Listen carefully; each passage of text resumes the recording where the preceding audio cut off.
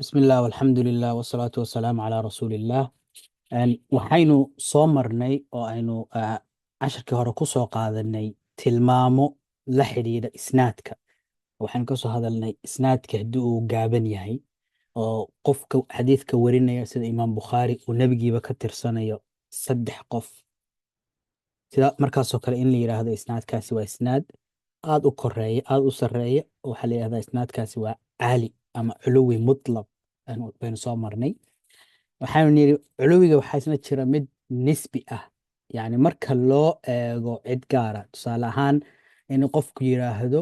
xadiidkan aan warinayo isagoo xilli dambe ah, sida ibn xajar oo kale yidhaahdo imaam Bukhaari waxaan ka tirsadaa, waxaan ku gaadhayaa intaas tiro yaro kooban, iyadoo inay noqoto culuwi nisbi ah. marka marna loo eego nebiga sala allahu alay wasalam waxaan nidhi waa culuwi mutlaq. markii cid kale loo eego imaamyadaasoo kale loo eegana uu noqonayo culuwi nisbi ah. qofkii xadiidka warinayey sida ibnu xajar iyo imaamkii uu tiigsanayey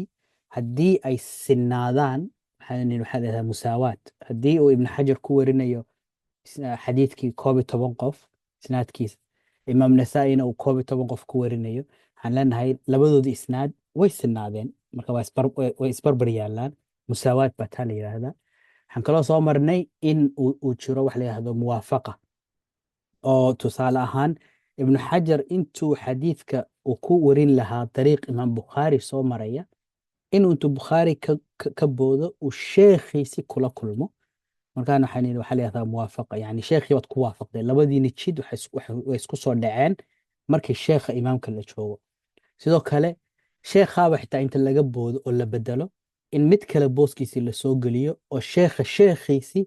lagula kulmo, muwaafaqadii lagula sameeyana waynu ka soo hadlnay. taas maxaa la yidhahdaa bedel. imaamkaas ardaygiisii haddii aad la sinaatidna in isagina noqonaya waxaa la yidhahdo almusaafaxa, inaad sheekhii imaamkii aad is aragteen oo sidii ardaygiisoo kale aad gacanta ku salaantay ayay ka dhigan tahay, ayay culimmadu yidhahdeen. marka taas iyaduna aan ka soo hadalnay. marka culuwiga ama isnaadka koreeya waxaa dhanka kale ka jooga oo muqaabilkiisa ah waa nuzuulkii, isnaad daadegay sida imaam Bukhaari. waxaan nidhi isnaadka ugu dheer oo wax ku wariyo waa 9 qof, waana xadiid aynu dhowr mar tusaale ahaan usoo qaadanay oo ahaa weylu lilcarab min sharin qad iqtarab, oo yuuj majuuj meesha ay ku xidhnaayeen ku xanibnaayeen in yar laga furay. nebigu sala allahu alay wasalam maalin inuu xaaskiisa u sheegay soo argagaxsan intuu usoo galay. isnaadkaasina wuu dheer yahay, kan kalena oo 9 baa uu nebiga ka tirsanaya, kan kalena 3 keliya ayuu ka tirsanaya. culuwi mutlaq iyo nuzuulkiisi soo horjeeda weyaan. waxaan nuzuulkana siduu culuwigu u leeyahay bedel iyo muwaafaqa iyo musaawaa iyo musaafaxa, ayuu nuzuulkuna u leeyahay intaas oo kale oo la siman kuwa kale. haddaba tiibaan insha allahu tacaala aan sii wadi doonaa, yani tilmaamihii isnaadka, waxyaala isnaadka la xidhiidha jidku xadiidku ku imanayey. waxyaalahan intooda badan waa iska dheeraad, laakiin meelo qaar ay ahmiyad leeyihiin, ahmiyad weyn ay leeyihiin oo xadiidka saameyn ku yeelanaya ayaa jira. laakiin mararka qaar marka la eego wax saameyn badan intii maxaa xadiidkan marduud iyo maqbuul ka dhigaya waynu soo marnay. tan waa xogay qurxin iyo dheeraad kale ayaynu ka qaadanayna halkan. casharkan sheekhu wuxuu leeyahay fain tashaaraka araawi, haddii ay wadaagaan raawigii qofka xadiidka warinayay iyo man rawaa canhu qofka uu ka warinayo, wariyihii iyo laga wariyihii haddii ay wadaagaan fi sinni da'dii, waa isku da, waa dad da'aad ah oo isku lod ah, isku fac ah. walluqiyi kulankii isku culimay wax ka qaateen, isku dad bay la kulmeen, marka waxaa leeyahay aqraan, waa dad aqraan ah, waa dad isku fac ah, isku lod ah ayay noqonayaan. haddii ay sheekhii wadaagaan, haddii ay da ahaan isku da yihiin ama isu da dhow yihiin, dadka waxaan leenahay waa aqraan. wixii ay wariyaan markaa waxaanu leenahay waa riwaayatul aqraan. waxay kala wariyaan waxaan leenahay waa riwaayatul aqraan. wain rawaa kullun minhumaa, haddii hore wuxuu ahaa qofkii raawigii wax warinayay iyo qofkii uu ka warinayay, marka warintu waa hal dhinac. haddii warintu hal dhinac tahay waxaan nidhi waa aqraan. wain rawaa kullun minhumaa, laakiin labadan aqraanta ah ee isku faca ah, isku lodka ah, wain rawaa kullun minhumaa, haddii uu mid kasta ka wariyo can ilaakhari ka kale labadiiba mid walba ka kale wax ka warinaya marka warintii isku noqonaysa noocan waxaa layihahdaa falmudabbaj mudabbaj waa qeyb ka mid ah riwaayatul aqraankii marka laba qof oo isku da ah isku fac ah isku lood ah markay wax uu midika kale wax ka wariyo waxaan leenahay waa riwaayatul aqraan riwaayatul aqraantaas qeyb ka mid ah markii labadii midba ka kale uu wax ka warinayo ayaa waxaa lagu magacaabaa si gaara waxaa lagu magacaabaa mudabbaj ereyguna wuxuu ka imanayaa wejiga labadiisa dhinac labada dhaban ee wejiga ayuu ereygani ka imanaya marka sida labadaas u siman yihiin ayay kalina ay u siman yihiin labadan werinood marka waa wejigii labadiisi waa laba dhabanoo isleh oo kale ka dhigan tahay macne ahaan wain rawaa canman duunahu raawigii wain rawaa hadduu ka wariyo canman duunahu qof ka hooseeya raawigii hadduu ka wariyo qof ka hooseeya ama wuxuu noqon karaa da ahaan buu uga hooseeya ama wuxuu uga hooseeyaa maqaam ahaan iyo qadarin ahaan iyo maamus ahaan buu uga hooseeya noocaas waxaa la leeyahay falakaabir can ilasaakir wixii akaabirta ku waaweyni ay ka wariyaan alasaakir kuwa yaryar ayaanu ku magacaabaynaa marka qofkii raawiga xadiidka warinaya hadduu ka wariyo qof ka da'yar ama qof xaggii aqoonta iyo maamuuska iyo qadarinta ka hooseeya darajo ahaan haddii uu wax ka wariyo riwaayada noocaasa waxaa lagu magacaabaya alakaabir can ilasaakir halkaasay soo gelaysaa wa minhu noocanna waxaa ka mid a in akaabirtii ay ka wariyso asaakirtii alaabaau can abnaa riwaayado aabbayaashii ay ka warinayaan ilmahoodii waalidkiiba wuxuu ka warinaya ubadkiisii ayuu xadiidkii ka warinaya wa fii caksihi kan cagsigiisa alakaabir can ilasaakir cagsigiisu waa maxay waxaweyaan in kuwii yaryara ay ka wariyaan kuwii waaweynaa sida caadiga weeyaanba marka wuxuu leeya wa fii caksihi in yaryarku ay waaweynka ka wariyaan ama ubadku waalidkiisii ka wariyo kathratun way badan tahay taasi cagsiga kathra ku jirto tiro badan weeyaan waxa yaraanta ah si gaara in loo xuso oo loo ogaado mudan waa sidan ah in waaweynkii ay yaryarkii wax ka wariyaan wa minhu waxaa kaloo noocan ka mid a akaabir can ilasaakir wa minhu waxaa ka mid a man rawaa mid ka wariyey can abiihi noocan yaryarku ay ka warinayaan dadkii ka waaweynaa waxaa ka mid a man rawaa can abiihi can jaddihi waxaa jira xadiisyo isnaadkood uu sidan ku yimaado can abiihi can jaddihi magacyadii intii la sheegi lahaa waxaa la leeyahay xadathana fulaan can abiihi can jaddihi intaas saasaa la isu raacinaya marka abiihi iyo can jaddihi waxaa loo bahay aabbihi waa la garanaya qofkaas qofku aabihiis yahay jadkaasna waxaa loo baahan yahay xogay fasiraada in la geliyo way inoo soo socotaa insha allahu tacaala marka xadiisyadii ubadku ay waalidka ka werinayeen waxaa ka mida nooc sidan ku yimaada can abiihi can jaddihi saasuu xadiidkii isnaadkiisu inoogu imanaya wa in ishtaraka ithnaani haddii ay laba wadaagaan laba waxay wax ka wada qaateen oo ay wadaageen can shaykhin shaykh hal sheekh bay wax ka wada qaateen sheekhaasa sheekhoodii ah wataqadama mowtu axadihima labadii qof ee sheekhan wax ka wada qaatay midbaa xilli hore sii dhintay kaa xilliga hore dhintay waxaa leedaha fahuwa saabiq waa kii saabiq ah ee hormaray ee hor dhintay wallaaxiqu kan dambana laaxiq baa leedaha marka laba arday oo sheekh wax ka wada qaatay ayaa mid kii hor dhintay labadooda waxaa leeyahay kaasi waa saabiq kanna waa laaxiq marka noocani isna waa nooc kale oo ka mid ah xadiisyadii oo waxaa soo hoosgelayaan noocan loo yaqaano assaabiq wallaaxiq marka ereyadan sida riwaayat alaqraan akaabir can ilasaakir assaabiq wallaaxiq sidaas isula socdaan lama kala jarayo waa qeyb ka mid ah ama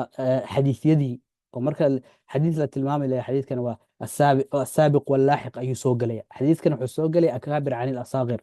xadiidkan wuxuu soo gelayaa qeybta alaabaa can ilabnaa xadiidkan wuxuu soo gelaya qeybta walaaluhu ay kala wariyaan iyo wixii la mid a saasaa loo tilmaamaya wa in rawaa hadduu midkood ka wariyo can ithnayni labo sheekh baa laba qof buu wax ka warinayaa muttafiqay lismi waa isku magac laba qof oo isku magac ah ayuu wax ka warinaya labadan qof ee isku magac uu wax ka warinayo walam yatamayaza mana aysan kala soocmin laba qof oo labadaba la yiraahdo Muxamed buu wax ka warinaya ama laba qof oo labadaba la yiraahdo Axmed ayuu wax ka wada wariyaa xadiidkii isagoo warinaya labadii Axmed buu iska yiri ama Maxamed buu iska yiri kii uu yahayna lama garanin walam yatamayaza magacii kale muu raacinin fabiikhtisaasihi biaxadihima in uu midkood ku gaar aha marka labadoodii dabagal lagu sameeyo kii uu gaarka ku sii ahay oo aad wax uga qaadan jiray haddii la garto oo lagu kala sooco sidaas yatabayanu lmuhmal kii ereygan qofkan magiciisii la ihmaali ihmaalintu waxa weeyaan waa ka tegid lama caddaynin axmed waa ayo maxamedku waa ayo marka muhmalku waa kaas weeyaan mugdi baa ku jira lama caddaynin faahfaahintiisii baa laga tegey qofkaas muhmalka ah iyo magacaas muhmalka ah wuxuu ku caddaan karaa yatabayanu lmuhmal in la ogaado labadan qof isku magaca wax ka qaato keebuu noqon karaa kan marka waxaan raadinaynaa waxyaalihii qaraa-intii aynu kasoo hadlayna oo kale ayaynu raadinaynaa si aanu u kala saarno ama qofkan uu wax ka wariyey cidda kale uu wax kasii warinayo labadan qof ma wadaagaan kaas haddii ay ku kala soocmi karaan cidday kasii warinayaan oo kale haddii ay ku kala soocmi karaan xilliga haddii ay ku kala soocmi karaan degaanka saasaan ku raadinaynaa iyo qaraa-in kale laakiin noocaasoo kale markuu hal magacun sheego ayaa waxaan leenahay waa muhmal wa in jaxada mararka qaar waxaa dhacda qof inuu qof kale xadiid ka wariyo muddo ka soo wareegto inuu qofkii maalin dambe hebel baa xadiidkaas nooga kaa sheegay oo yidhaahdo xadiidkaas anigu ma warinin ma xusuusto wa in jaxada haddii uu diido ama dafiro ashaykhu sheekhi marwiyahu wixii laga soo wariyey isaga haddii uu dafiro jazman si cad oo go-an buu yiri aniga laygama soo warin ninkaas wuuba diidayba wuu dafiray in xadiidkaas isaga laga soo wariyey rudda xadiidkaas uu sheekhu sida cad ee jazmiga uu u dafiray waa la diidaya marduud baa laga dhigaya waayo qofkii ishii warkani kasoo fulay ayaaba diidayba sida awgeed waxaa leeyahay warkan waa la iska daynaya aw ixtimaalan ama wuxuu yidhi waa ma xusuusto ixtimaal waxaa suuragal ah in laga wariyey iyo inaan laga warinin si cad uma uusan diidin marka jazman boqolkiiba boqol wuxuu leeyahay aniga warkan ma sheegin wuxuu leeyahay way suurada laakiin ma xusuusta anigu shaki baa soo galay ixtimaal markaas qubila fil asax sida saxda ah waa la aqbalaya kasoo hadalay fil asax markuu leeyahay aragti kale ayaa jirta oo diidayso leh maadaama uuba qofkii laga soo wariyey uu shaki geliyey waa in la iska daayo laakiin wuxuu leeyahay haddii qofkaasi uusan dafirin boqolkiiba boqol laakiin uu shaki geliyo yiri ma xusuusto insaa layga soo wariyey sida saxda waa la aqbalaya wa fiihi waxaana soo gelaya man xadatha wanasi sidana loo yaqaana kii warka sheegay haddana hilmaamay xadiisa uu wariyey buu ilaaway waxaa leeyahay man xadatha wanasi السابق واللاحق الأكابر عن الأصاغر رواية الأقران فاهمين سمارتي سيدا اي u dheeraanayso aan la soo qabsanay hal erey oo wax tilmaamaya halkana weli inoogu jira sida muhmalka oo kale laakiin tii ugu dheereyd aanu soo aragnay wuxuu ahaa almazid fi muttasil alasaniid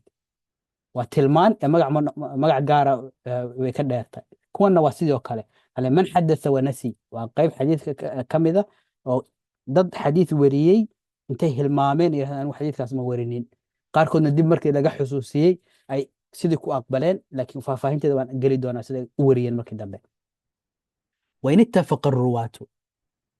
dadkii xadiidka warinayay ruwaaddiisii haddii ay isku waafaqaan haddii ay isku si hal jid ay ka maraan fi siyaqi aladaa qaabkii xadiidka u gudbinayaan siyaqu aladaa casharka inoogu xiga ayuu noqonaya kan insha allahu tacaala iyada haddeer faahfaahinteeda ma gelina laakiin waa waxaynu isla garanayn waxa weeyaan siyaqu aladaa xadiidka inaad tirahay tusaale ahaan xadathana ama samictu ama akhbarana erayadan baa la yihahdaa siyaqu aladaa xadiidkan sidii aad u gudbisay ereygaad u isticmaashay gudbintiisa weeyaan siyaqu ladaagii haddii marka ay isku waafaqaan kulligood mid walba markuu warin hadduu yihahdo xadathana fulaan xadathana fulaan xadathana fulaan kulligood xadathana bay wada isticmaaleen ama kulligood samictu bay wada isticmaaleen ama kulligood akhbarana bay wada isticmaaleen intaasay ka siman yihiin aw gayriha ama waxay isku waafaqeen oo isku raaceen wax kale oo min alxaalaat xaaladaha ka mid a xaalado kale isku waafaqeen. taasna tusaalihiisa waan arki doonaa. haddii ay wax ka sinaadaan la xidhiidha isnaadka ama xadiidka qaabkay u soo wariyeen, kulligood ay sida u sameeyaan. xadiidkii bay xadathana bay ku wada warinayaan, ama can bay ku wada warinayaan, ama waxay ku wada warinayaan akhbarana, ama xaalad kale oo xadiidkaas la xidhiidha ayay ka wada siman yihiin. fahuwa almusalsal, waxaa la yihahdaa musalsal baa la yihahdaa kadha. musalsal ayaa lagu tilmaama, waa kii xiriirsanaa, sida si qaab gaar ah ayaa loo taxay oo loo tidcay xadiiskaas warintiisa. isna insha allahu tacaala faahfaahintiisu way inoo imaanaysa. marka intaas ayaynu maanta insha allahu tacaala qaadanaynaa iyo faahfaahinteedii. riwaayat alaqraan,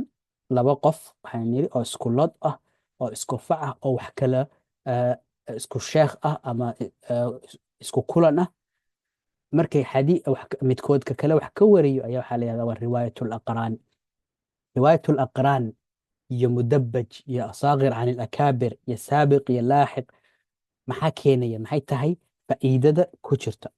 faa'iidada ku jirta waa dhowr wax bay noqonaysaa. midda koowaad, sidaynu naqaano caadi ahaan waxa weeyaan dadku qaabkii wax u kala warinayaan, in ardayga wax warinaya uu sheekha uu ka warinayo uu badanaa ka yar yahay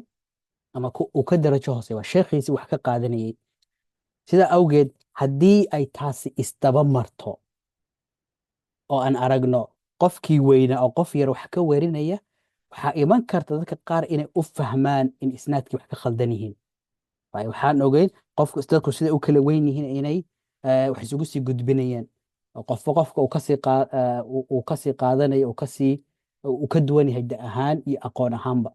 haddii ay taasi isdaba marto, qofkii aan garanaynin arrimahan waxaa laga yaabaa inuu u qaato isnaadki inuu, aan soo marnay isnaadka marka qaar inuu wax ku dhaco la yihahdo qalb, in la kala gediyo oo magacyadii ay isdaba maraan. tii in si looga baaqdo oo aan khaladkaas loogu dhicin, ama aan loo arkin inay meeshani tahay almasiid fi muttasil asaniid, dad dheeraada in lagu daray aan loo arkin, ama aan loo arkin in maadaama dadkan wakti dheer uu u dhexeeyo ay wax ka maqan yihiin isnaadkii, ayay culimmadu tilmaamahan dheeraadka ay u siiyeen. taas wey midda labaad waxa weeyaan, mararka qaarkood qofkii yaraa in qof ka weyn ama ardayga sheekhiisa wax ka qaadanayo,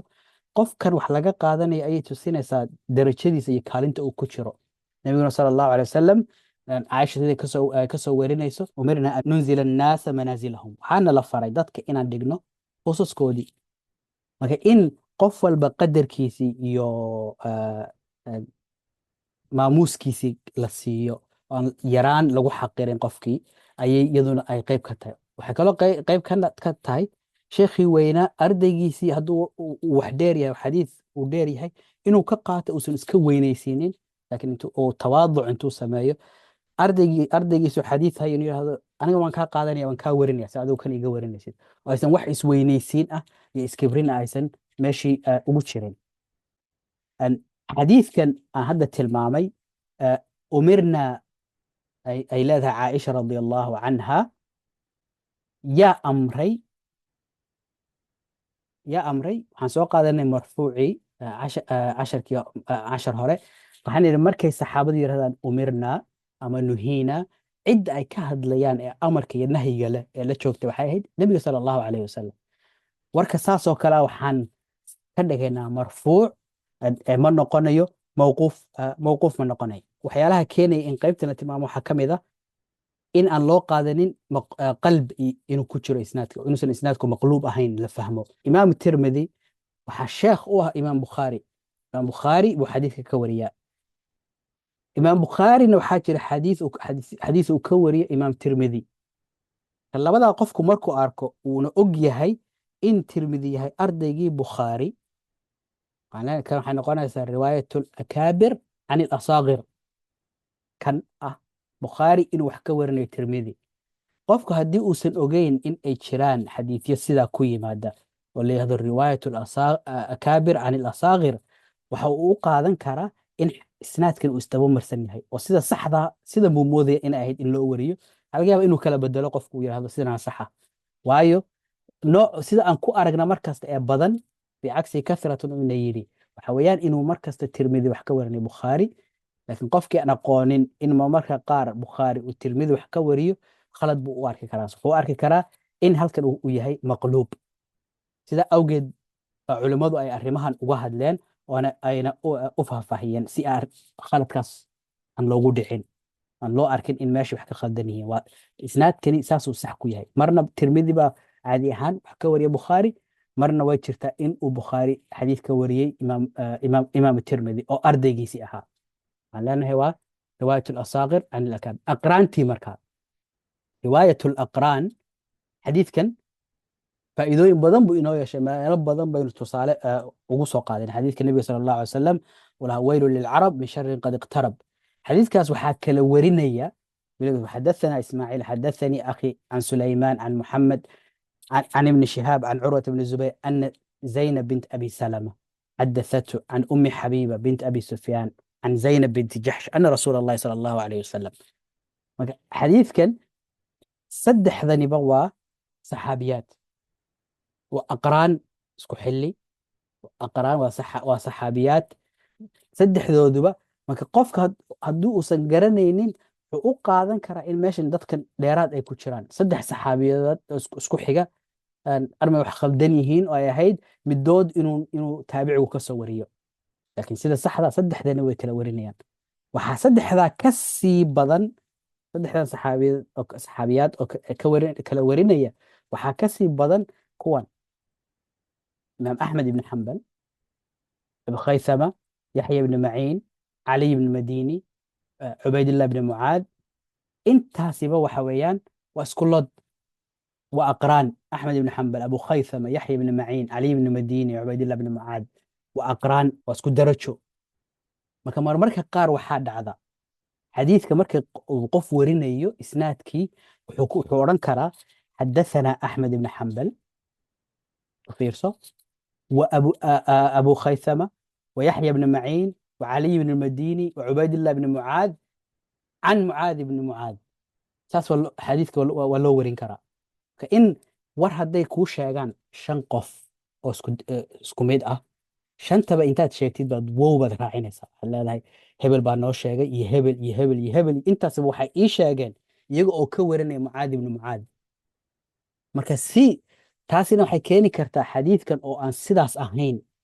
ee riwaayatul aqraan ah in khalad laga fahmo marka waxa keenaya in laba faa'iido ku jirta tan riwaayatul aqraanka inaan ogaano kow in uusan meeshan wow ahayn oo aysan intuba ka warinaynin cubaydillah waxaan uga jeedaa mucaad ibnu mucaad sidan ay ku warinayaan oo ay tahay riwaayatul aqraan taas waa inaan baan ka faa'iideyna waa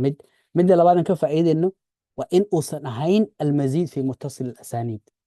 dad dheeraada in aysan ku jirine أحمد وكورني أبو خيثمة وكورني يحيى بن معين يحيى بن معين وكورني علي بن المديني علي بن المديني وكورني عبيد الله بن معاذ انت سيبا واسكولود وأقران إن لبدا فائدة بو ويكوشران أي علماء الله كو إن إيسان أهين إن كل جود لقوا ذوري أو واو أن لقوا حرينين إن أوسن أهين مزيد في متصل الأسانيد labada faa'iidaba way noogu jiraan ayay leeyihiin culimadu rahimahullahu tacaala midda ku xigta waxaan nidhi taasi waa aqraantii dadkii iskuloodka ahaa markay wax warinayaan haddii laba iskulood ah haddii axmed ibn xambal iyo abu khaytham waa iskulood ah midba ka kale uu wax ka warinayo waxaanu leenahay waa riwaayatul aqraan qayb ka mid ah oo la yidhahdo almudabbaj waxaan leenahay riwaayatul aqraan guud ahaan waxaa soo hoosgelaya mudabbajkii oo ah midba ka kale inuu wax ka wariyo isku noqonaya warkoodii waxaana jira xadiisyo uu abu hurayra ka wariya caaisha umulmuminiin radia allahu canhuma caaishana waxaa jira xadiisyo ay ka warisay abu hurayra caaisha waa laba saxaabadii nabiga sala allahu alay slam ka mid ah waa aqraan haddii midba uu ka kale ka warinaya xadiisna waxaan leenahay waa mudabbaj riwaayada noocan ah labada dhabane wejiga ayaan u tilmaamayna mudabbaj ayaynu leen ma aha in loo qaato inuu meeshii ku jiro qalb inuu maqluub yahay in loo qaato maaha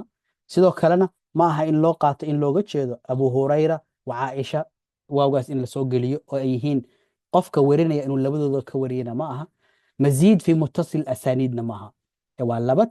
saxaabi oo xadiidkii kala warinaya midba ka kale ayuu ka wariyaa riwaayadoodana waxaa lagu tilmaamaa in ay tahay mudabaj xadiidkan haddaan tusaale usoo qaadano haddaan usoo qaadano tusaale kan ay imaam axmed iyo abu khaytham iyo yaxya ibn maciin iyo cali ibn madini ay kala warinaya waa kan weeyaan xadiidka ay kala warinaya waxa weeyaan caaisha ka warinaya waxay leedahay qaalat kuna azwaaju nabiy sala allahu alay wasalam ya'khudna min shucuurihina xataa yakuuna kalwafra xaasaskii nebiga sala allahu calayhi wasalam oo marka qaarkood timahooda waxbay ka jari jireen ilaa uu noqdo sida kalwafra culimadu waxay ku tilmaameen ilaa ay dhagaha soo gaadhaan ama dhegta caaradeeda ay soo gaadhaan in wixii intaa ka badan inay ka jari jireen timahooda ka culimadu markay fasir waxaa leeyahay imaam nawawi oo kale markuu fasiray xadiidkan waxaa ku jira saxiixu muslim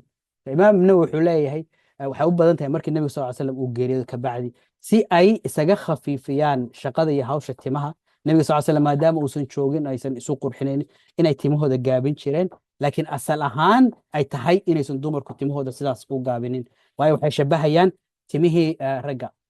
markaynu aragno dad sidan oo kale isku wada darajo ah oo xadiid kala warinaya aynan u qaadanin sidaan tilmaanay laba wax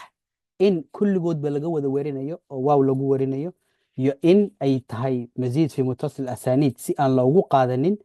waa in la fahmo inay jirto qeyb ka mida xadiidyada oo la yihahdo riwaayatul aqraan oo dad iskulood ah xadiidkii ay kala warin karaan midba ka kale uu kasii warin karo iyadoo isnaadkii ka dhigaysa isnaad naazil ah oo aad u daadegay maadaama 5 qof oo isku lood ah ay kala warinayaan isnaadkii wuu dheeraanaya waxaa laga yaabaa marka inaan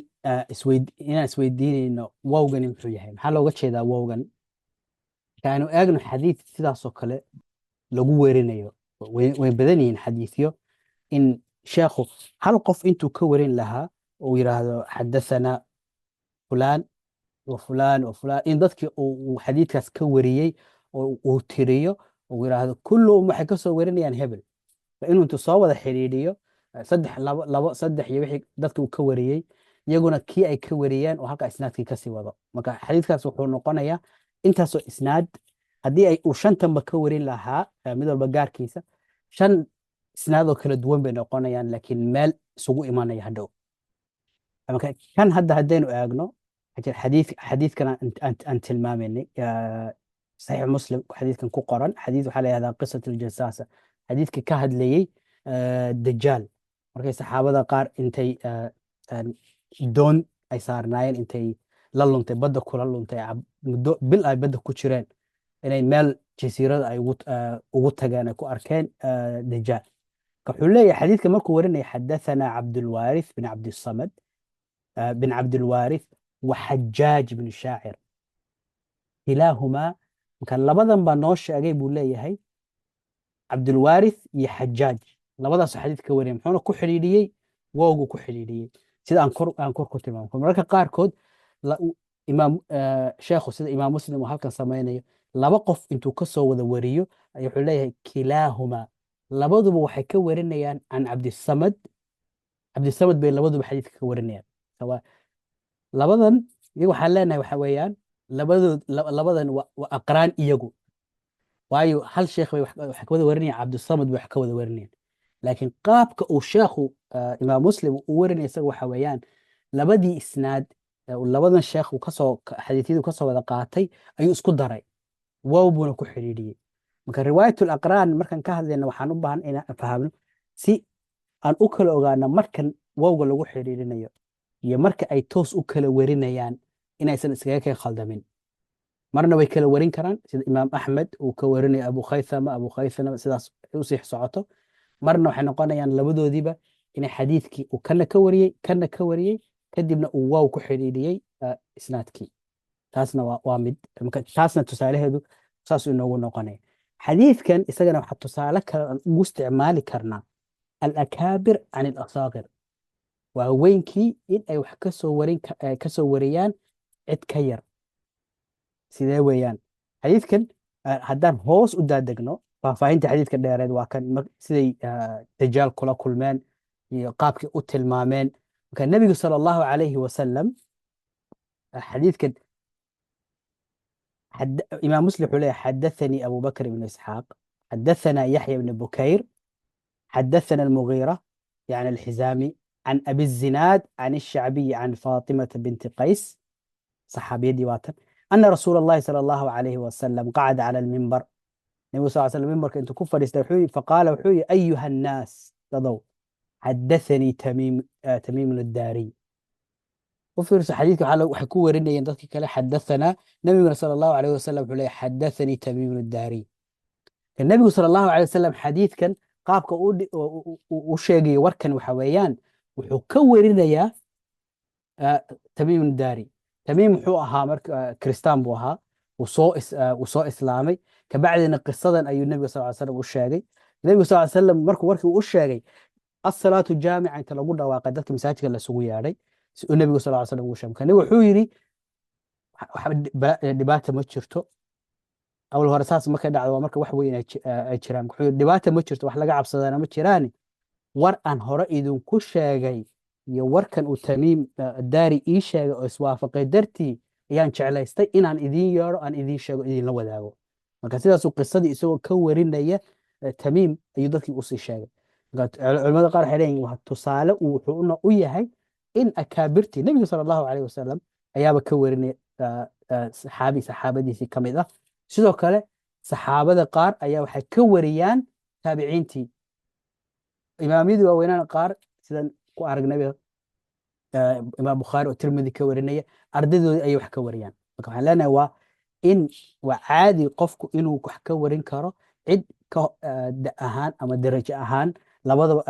ka yar ama ka hooseysa inuu wax ka warin karo. waxaa jira saxaabadii afar saxaabi oo cabdilaahi magacoodu ka bilowdo alcabaadila. marka cabdilaahi ibn cumar ibn khataab cabdilaahi ibn cabaas ibn cabdilmutalib cabdilaahi ibn zubayr ibn cawaam iyo cabdilaahi ibn camr ibn caas afartaas ay xal lagu magacaaba alcabaadila. afartoodaas mararka qaar ay wax ka wariyaan taabici layihahdo kacbulaxbaar. taabici kacbulaxbaar ayay wax ka wariyaan marmarka qaarkood. wuxuu noqonayaa akaabir can ilasaakir waayo saxaabiga iyo taabiciga saxaabiga darajo sareeya maqaam sareeya. saxaabiga hadduu ka warinayo taabici waxaan leenahay riwaayadan waxa weeyaan alakaabir can ilasaakir. waalidka hadduu wax ka warinayo ubadkiisa waxaan leenahay waa sida cabaas ibnu cabdilmutalib marmarka qaar uu ka wariyo ilmihiisa cabdilaahi iyo fadl ibn cabaas uu labadooda wax ka wariyo. sidoo kale abubakar radi allahu canhu caaisha inuu wax ka wariyo. sidoo kale hooyadeed baa wax ka warisa marmarka qaarkood. taasna waa riwaayatul aabaa can ilabnaa ayay noqonaysaa. intan oo dhan waxay inoo tilmaamaysaa oo inaga caawinaysaa markaynu aragno aynan u arkin in dheeraad meeshuu ku jiro ama uu qof ka maqan yahay ama ay wax istaba mareen ay tahay wax caadi ah oo jira in sidan lagu kala wariyey warkii. midkii inoogu xigana waxa weeyaan waxaan nidhi marmarka qaarkood waxaa lagu wariyaa sida camr ibn shucayb can abiihi can jaddihi. u fiirso aabbaha magaciisii abiihi baa halka inoogu jira jaddihiina baa inoogu jirta. jadkani waa ayo yaa laga hadlaya camr ibn shucayb. camr aabihi waa shucayb abtirkiisu waxa weeyaan camr ibn shucayb ibn muxamed ibn cabdillahi ibn camr ibn alcaas. afartii cabaadilada ahaa kan ugu dambeeyay cabdillahi ibn camr ibn alcaas. aabihi waa camr ibn alcaas isaguna waa saxaabi radia allahu canhuma ayaa wuxuu u yahay awow. xadiidka markuu warinayo qofkan jadka laga hadlaya waa ayo. culimada qaar waxay leeyihiin jadkan laga hadlaya waxa weeyaan camr awowgii ma aha. awowgaas wuxuu ku socdaa bay leeyihiin cabdilaahi ibn camr ibn alcaas ee ma aha inuu yahay awowga camr. taas haddii uu awowgu yahay cabdilaahi ibn camr ibn alcaas warkaas waa la aqbali karaa bay leeyihiin riwaayadaas. haddii uusan ahaynna culimada qaar waxay leeyihiin lama odhan karo sidaas waayo inooma cadda sida awgeed waan diidaynaa. marka dood baa ka jirta riwaayada sanadka sidan lagu soo wariyo culimada qaarna aysan qaadanin qaarna ay qaataan. laakiin waa qaab uu xadiidku ku yimaado kutubtana aan ku arki karno markaan xadiidka akhrinayno. sida can camr ibn shucayb can abiihi can jaddihi iyadana insha allahu tacaala aynu sidaas ula soconno. taas waxaa inoogu xigta oo iyadana isla eegaynaa saabiq iyo laaxiq. wuxuu yidhi laba qof haddii ay hal sheekh wax ka wada wariyeen oo midkood uu hore u dhinto saabiq ka kalena uu dib ka geeriyoodo laaxiq, saasaan u kala tilmaamaynaa labadoodii. tusaale ahaan tani waxay keenaysaa haddaynu tusaalahan ku eegno alxaafid asilafi sheekhan waxaa wax ka wariyey, hadda waxaan nidhi akaabir can ilasaagir, in waaweynka yaryarkii wax ka wariyaan. sheekhiisii abu cali albaradani ayaa xadiid ka wariyey. sheekhiisu marka dabcan wuu ka wen yahay sheekhiisu wax ka warinaya. sheekhiisi markuu xadiid ka wariyay, sheekhiisi wuxuu geeriyooday 498 hijradi markay ahayd. alxaafid asilafi allah cimri dheer buu siiyey, cimrigu ilaa u barakeeyey, wuxuu geeriyooday 576 hijradu markay ahayd. aad buu cimri dheera. qofkii ugu dambeeye wax ka qaatayna waa abulqaasim cabdiraxmaan ibni maki oo uu awow u ahaa, wuxuu geeriyooday 650 hijradu markay ahayd. isu fiiri markaad labadan, midna wuxuu geeriyooday 400, adiga iska dhe 500, kana wuxuu geeriyooday 650. 150 sano ka badan ayaa u dhaxaysa labada qof ee wax ka kala warinaya alxaafid asilafi. midna waa sheekhiisii xilli hore geeriyooday, isna cimri dheer buu ilaahay siiyey. wiilku awowga u ahaa, maaha wiilkiisa, wiilku awowga u ahaa ayaa wax ka warinaya. wiilka awowga u yahayna isna maadaama uu yaraan wax kaga warin karo, haddii isna ilaahay cimri dheer siiyo, isna dad kale wax kasii warin kara, isnaad caadi ah ayuu noqonaya. marka labadii qof ee wax ka wada wariyey alxaafid asalafi ay 150 sano u dhaxayso, qofkii aan marka arrimahan ogeyn aan garanaynin wuxuu u arki karaa halkaas inuu inqitaac uu ku jiro,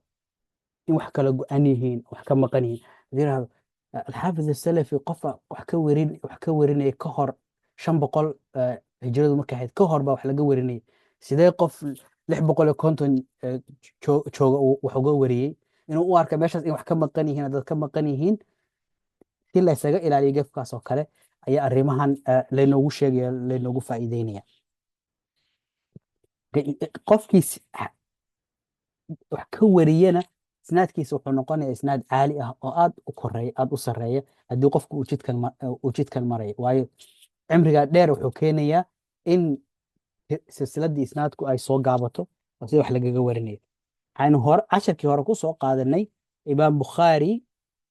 markaynu niri ibnu xajar haddii uu rabo isnaad caali ah inuu wax ku wariyo, wuxuu samayn karaa jidka imaam bukhaari intuu ka leexdo ayuu wax ka warin karaa abulcabaas assaraaj. abulcabaas assaraaj waa arday imaam bukhaari ka warinayey. sidoo kalena marmarka qaar riwaaya alkaabir can ilasaagir iyadoo ah ayuu imaam bukhaari wax ka wariyaa, sida kitaabkiisa ataariikh oo kale ayuu wax kaga wariyay abulcabaas assaraaj. imaam bukhaari wuxuu geeriyooday 256. imaam bukhaari wuxuu geeriyooday 256. abulcabaas assaraaj iyo qofka ugu dambeeye wax ka wariyey iyo imaam bukhaariga wax ka wariyey, iyagana waxaa u dhexeeya 137 sano muddo ah. marka taasna waxay noqonaysaa bukhaari waxaan leenahay waa saabiq, ninkan kale alkhafaaf abulcabaas assaraaj isna xadiidka ka wariyena waxaan leenahay waa laaxiq oo xilli dambu yimid, waxaana u dhexaysa 137 sano. sida awgeed waxaan rabnaa inaan halkan ka fahamno in halkaas aysan inqitaac iyo kala go-naan ku jirine ay tahay asaabiq iyo allaaxiq. taasna aan uga badbaadno inaan isnaadka ku sheegno inuu yahay isnaad kala go-an ama ay dhibaato kale ay ku jirto. taasina waa mid. waxaa kaloo iyadana uu sheekhu inoo sheegay markii uu sheekhu yidhaahdo xadathana axmed oo kale, laba axmed ama 3 axmedna uu wax ka wada wariyo oo la garan waayo midka uu yahay, maxaa la samaynaya? noocan wuxuu yidhi waxaa lagu tilmaamaa almuhmal. muhmal waxaynu soo marnay mubham, waxaynu yidhi mubhamki waxa weeyaan magaciisa lama sheegin. xadathani thiqatu hadduu yidhaahdo, xadathani rajulun hadduu yidhaahdo iyo wax lamida, waxaan leenahay kaas aan magaciisiba la sheegin ee bilaa magac ah isaga waa mubham, waa la sheelay. muhmalku waxa weeyaan magaciisi waan haynaa laakiin ma cadda ma dhammaystirna magaciisi mugdi baa ku jira lama garanay ku yahay imaam bukhaari waxaa jira xadiisyo uu wariyo wuxuu leeyahay xadathana axmed can ibni wahab axmedkan uu sheegayo kuu yahay muran baa ka taagan sidoo kale mararka qaar wuxuu odhanayaa xadathana muxamed maxamedkan uu sheegayo labuu noqon karaa marka markuu saa u wariyo labadaas aan la kala garanayn kuu yahay ayaa waxaa la yidhaahdaa waa muhmal culimadu markay dabagal ku sameeyeen sida sheekh ibn xajar markuu fatxulbaari uu sharxayo dabagal ku sameeyey wuxuu leeyahay laba mid bay noqon karaan axmed marka la leeyahay wuxuu noqon karaa axmed ibnu saalix ama axmed ibnu ciisa labadooduna waa laba hiqa ah weyaan kan laba hiqa ah markay yihiin oo labadooda warkoodii la qaadanayo dhibaata kuma jirto kuu noqdaba saasuu xadiidka ku soconaya waana la qaadanaya haddii labadooda midna hiqa yahay midna uu daciif yahay markaas lama qaadan karo waayo lama garanay ku yahay markuu maxamed yidhaahdana culimadu waxay yidhaahdeen ama waa maxamed ibnu salaam ama waa maxamed ibnu yaxya duhali labada midkood buu noqon karaa labadana warkooda waa la qaadanaya labadoodiiba laba hiqa ah laakiin muhmalka uu ka dhigay xoogay waxay keentay hadal dheer iyo dood dheer culimadu inay ka galaan ayna adkaato in marmarka qaar la kala saari waayo uga jeedo ku yahay muhmalkuna waa sidaas mubhamka wuxuu kaga duwan yahay magac baan haynaa laakiin waa magac aan dhammaystirnayn axmed ama maxamed iyo wax lamida keliya ayuu wixiiba inoogu soo koobay ee inoma usan caddaynin midda ku xigtana uu sheekhu inoo sheego waxa weeyaan man xadatha wanasi xadiis wariyey xadiiskiina ilaaway inuu dadka u sheegay oo sidaas ku dafiro yiri aniga warkaas laygama soo warinin waxaa jira xadiidkan rabiica meeshaas rabiica ayaynu ka eegina marka sheekha markii la weydiiyey xadiidka markii la tilmaamayay suhayl ibn abi saalix mar la weydiiyey xadiidkan oo lagu yiri xadiidkan ba rabiica nooga kaa sheegay wuxuu yiri xadiidkaas anigu ma xusuusto laakiin rabiica iga warinaya agteeda hiqa ayuu ku yahay waan ku kalsoonahay rabiica warkiisa saasuna ku aqbal xadiidkii maadaama uu rabiica iga warinayo anigu ma xusuusto laakiin saasaan ku qaadanaya rabiica waan ku kalsoonahay sida awgeed markii xadiidka uu werinaya sheekhu wuxuu odhan jiray markii dambe wuxuu odhan jiray xadathanii rabiica markii hore u fiirso rabiica wuxuu ka warinayaa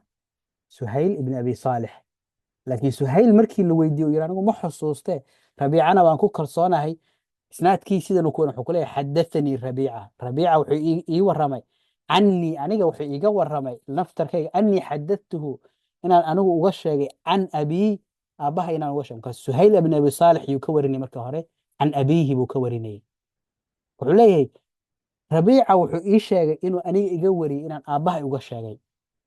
sidii dambe ee loogu sheegay ee lagu xusuusiyey ayuu warkii ugu sheegaya oo uu kusii warinayay markii dambe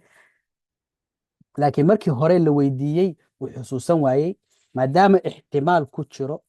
oo uusan dafirin boqolkiiba boqol sheekhu muxuu yidhi jazman hadduu u diido oo yidhaahdo maba la iga warinin warkaas aniga waa la radinaya waa mardood laakiin ixtimaal hadduu ku jiro hadday suuragal tahay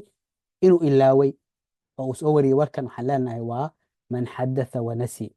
tusaalahanna waa kanoo rabiica markii dambe suhayl ibn abi saalix isnaadkii wuxuu kusoo daray rabiica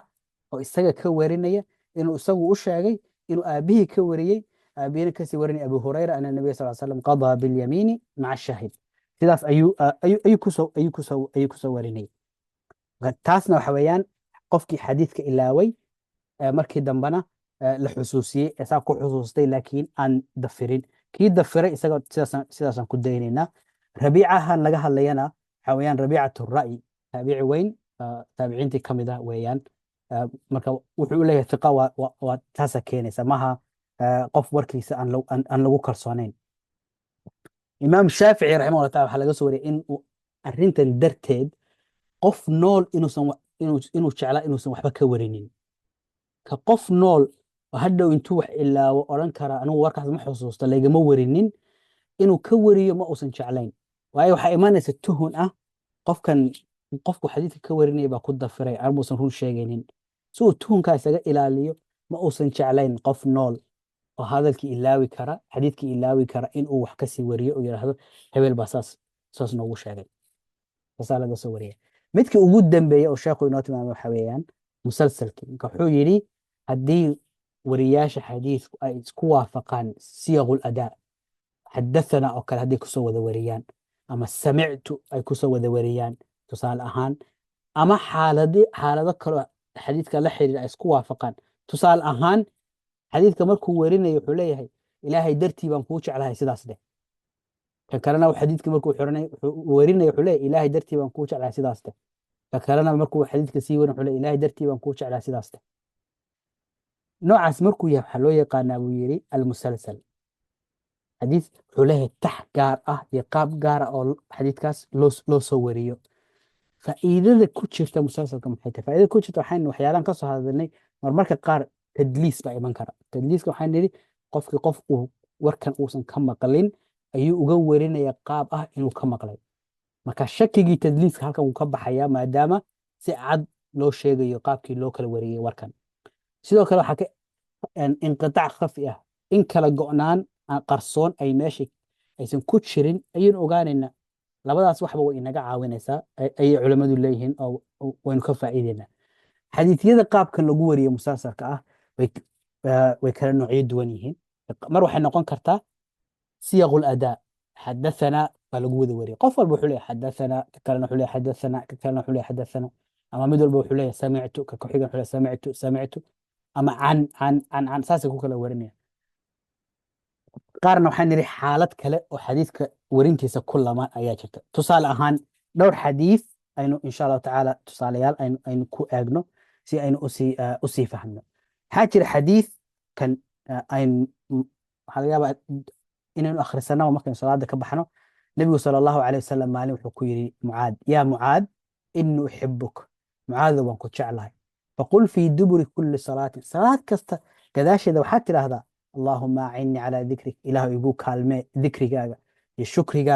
يا وحسن عبادتك إن سفي عن كو عابد إله يقول كلمة عليه فقد تسلسل لنا بقول كل من رواته وأنا أحبك فقل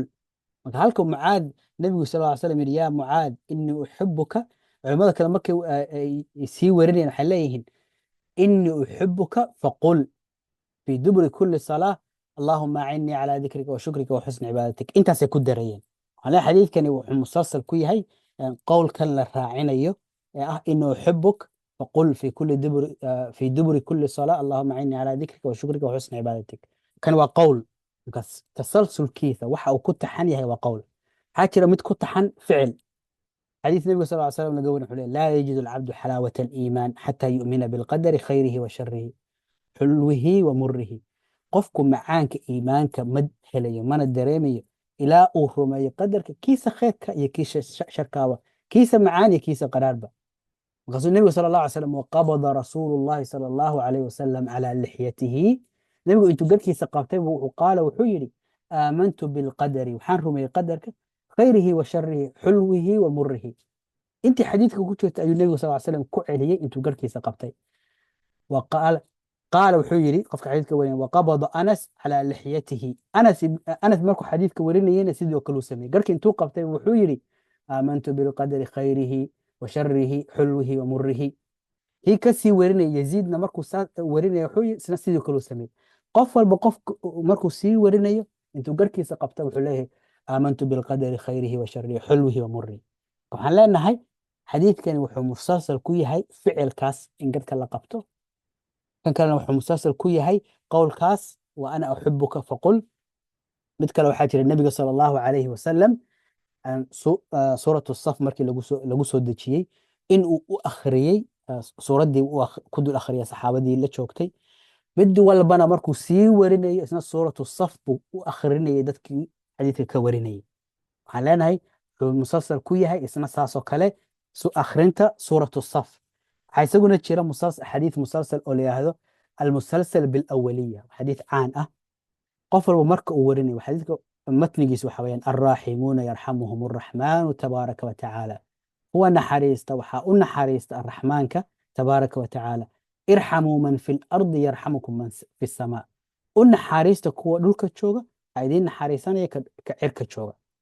قال عبد الرحمن بن بشر: هذا أول حديث سمعته من سفيان بن عيينة. حديث كان وحديث أجوه الريي أن كما قال سفيان بن عيينة. وقال أبو حامد: هذا أول حديث سمعته من عبد الرحمن بن بشر. حديث أجوه الريي أن كما قال عبد الرحمن بن بشر.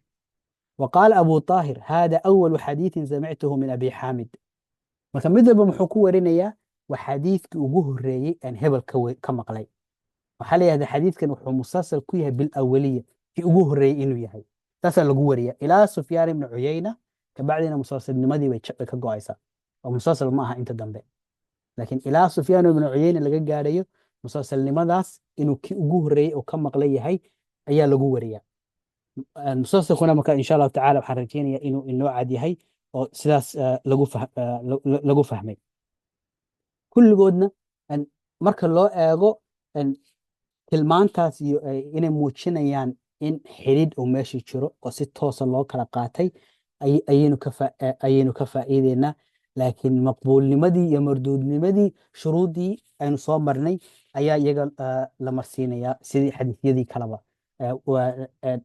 ma aha inuu sidaas lagu qaadanayo oo saxiix ku noqonayo, loogama jeedo. waa tilmaan uu leeyahay xadiidka noocan ku yimaada ee qaabkan gaarka ku yimaada. إن شاء الله تعالى ما أنت عشر كين أنت أيو إنه وكوب ناندونا، وصلى الله وسلم على نبينا محمد وعلى آله وصحبه وسلم تسليما كثيرا.